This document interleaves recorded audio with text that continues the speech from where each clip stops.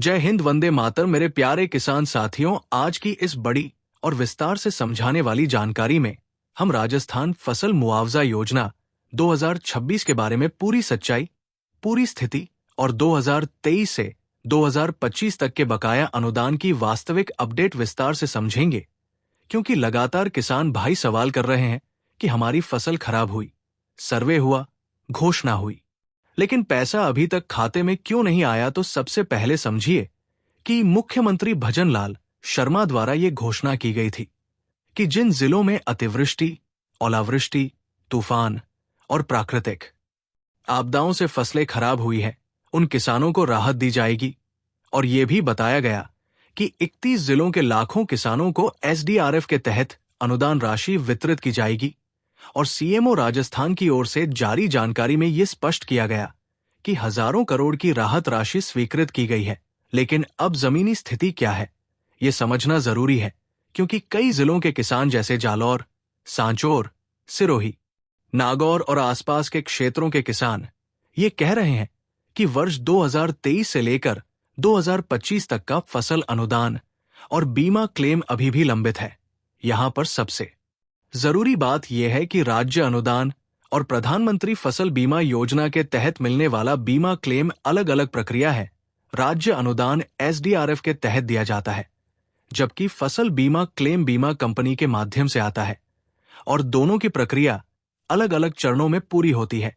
अब पूरी प्रक्रिया को सरल शब्दों में समझिए।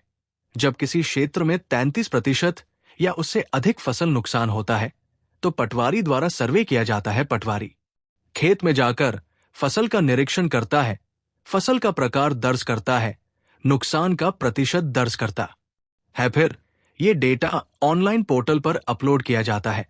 इसके बाद तहसील स्तर पर सत्यापन होता है, जिला स्तर पर अनुमोदन होता है, और अंत में राज्य स्तर पर स्वीकृति के बाद डीबीटी के माध्यम से बैंक खाते में राशि ट्रांसफर होती है।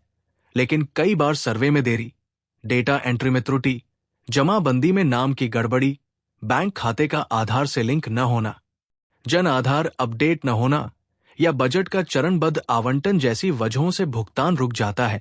कई जिलों में हाल ही में कुछ किसानों के खातों में राशि ट्रांसफर हुई है, लेकिन सभी को नहीं मिली है, इसलिए असंतोष बढ़ा है। किसान ये कह रहे हैं कि घोषणा 50 लाख किसानों की थी, लेकिन भुगतान सीमित संख्या में हुआ है। सरकार का पक्ष ये है कि भुगतान चरणबद्ध है।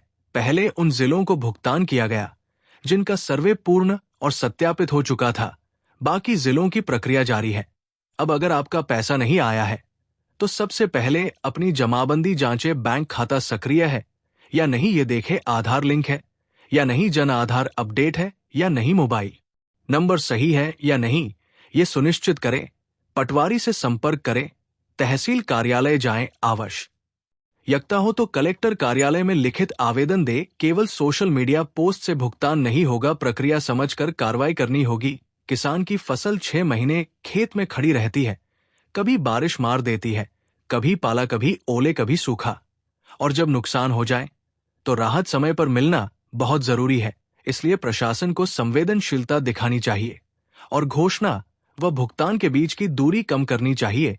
आगे संभावना है कि बजट आवंटन के अगले चरण में और जिलों की सूची जारी हो सकती है, लेकिन अंतिम पुष्टि आधिकारिक आदेश से ही होगी। इसलिए अफवाहों से बचे, फर्जी लिंक से बचे, किसी को ओटीपी न दें। यदि कोई कहे कि 38,000 या 50,000 मिल रहे हैं, तो पहले आधिकारिक स्रोत देखें, राज्य सरकार की प्रेस विज्ञप्ति देखें, जिला प्रशासन की सूचना देखें। जागरूक किसान ही अपना अधिकार सुरक्षित रख सकता है, इसलिए जानकारी साझा करें और सतर्क रहें। जय हिंद, जय भारत, जय किसान।